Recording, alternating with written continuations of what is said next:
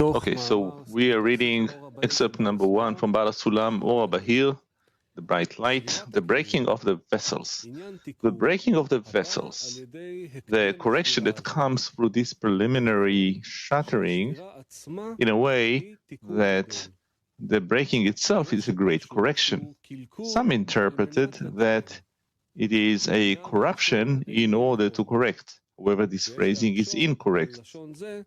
We should ask about these words. Why should he spoil and then correct? Let him not spoil, then he will not need to correct. However, the thing is that the whole point of the correction and the great benefit that the Creator contemplated in the beginning of creation would not have come to the world were it not through corrupting the vessels in this manner. And their entire correction is in the matter of clarifying the matter from the beginning, that they were never spoiled. Certainly, excerpt number 2 from Bala Sulam or Bahir. In all his almightiness, the Creator devised a tactic by which a reality of perception of his lights would nonetheless appear to the lower ones. The sages call this tactic darkness, as in, and creates darkness, from the words come and see darkness. In other words, the denial of the light and our frail grasp on it, which we perceive as darkness, are the true reason for the perception of the light. This is the meaning of as the advantage of the light out of darkness. That is, our whole perception of the light is from within the darkness. Remember what he writes. Our perception, our grasp of the light is only according to the power and the feeling of the darkness and according to the style of the sensation of the darkness. According to that, we discover the light. And so the darkness, that feeling, that understanding, that grasp on it, the hatred, the rejection, whatever way we discover it, that is the vessel for the revelation of the light. And the light cannot be revealed if not in a place of darkness and according to the style and the magnitude of the darkness. Continue. Okay, so we're reading excerpt number 3 from Rabash, the meaning of branch and root. We should know that the Creator created the night, and He certainly created it for a purpose, which is to do good to His creations. Therefore, everyone is asking, why did He create darkness, which is night? After all, according to the purpose of creation, He should have created only day and not night. The verse says, and there was evening and there was morning one day. That is, specifically through both, which are night and day, comes one day.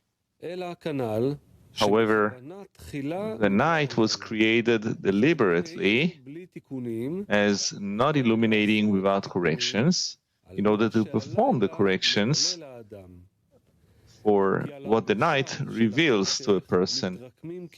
This is because the kelim, vessels, are founded over the sensation of darkness.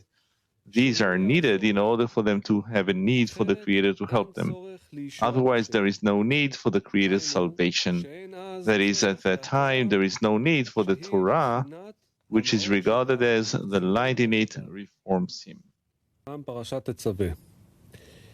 Reading from excerpt number 4 from Zohar La'am Tetzaveh. There is no light except for that which comes out of that darkness.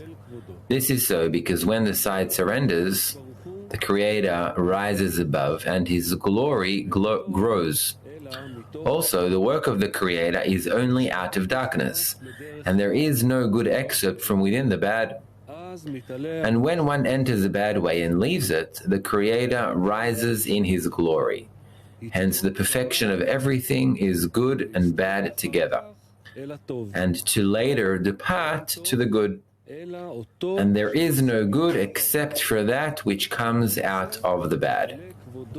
And in that good, the glory of the Creator increases, and this is complete work. Meaning we can't come to the good unless we equip ourselves with the bad beforehand and understand how this bad, this evil is helping us, and thanks to it, specifically, we come to the good. And when we would want to hold the good and the bad together, since the darkness will shine like light, because the light cannot exist without the darkness next to it. We don't understand, we can't feel, can't reveal what is light. To reveal the light, there has to be darkness underneath it, and then we can see the light. Excerpt number 5 from the Talmud Bavli. Rabban ben Gamliel and Rabbi Elazar ben Azariah and Rabbi Yeshua and Rabbi Akiva, one time they went to Jerusalem, and when they reached the Mount Tzofim, they tore their clothes. And when they reached Mount Temple, they saw a fox which came out of the Holy of Holies. They were weeping, and Rabbi Akiva was laughing. And they asked him, "Why are you laughing?" And he said to them, "Why are you weeping?"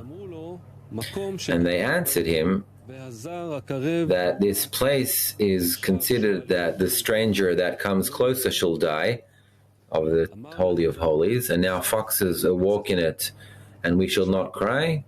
And he said to them, "That is why I laugh, as it's written that I have appreciated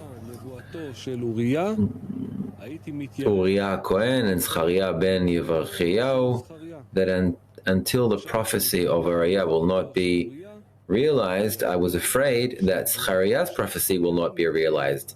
And now that Uriah's prophecy has been realized, I know that Zechariah will." And in that way they said to him, "Akiva, you have given us condolences and confidence." Meaning there cannot be correction without shattering, breaking, and destruction beforehand. So they understood they had to have a shattering, and they need to continue advancing. So what? That's what Yaakov, wanted to reveal to his children, and then stopped himself because it was before the entrance to Egypt. They were not ready.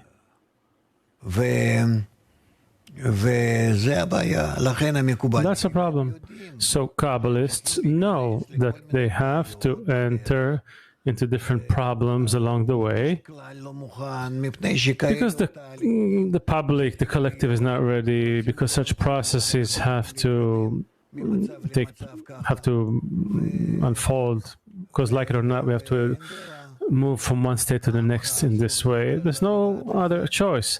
The general public, the common people, should not know about it, but people who are inside the process with open eyes need to know that these are the states they're going through. There will be a first temple, a second temple, and also a third temple. Today we are in the process of building the third temple. We're laying the foundations.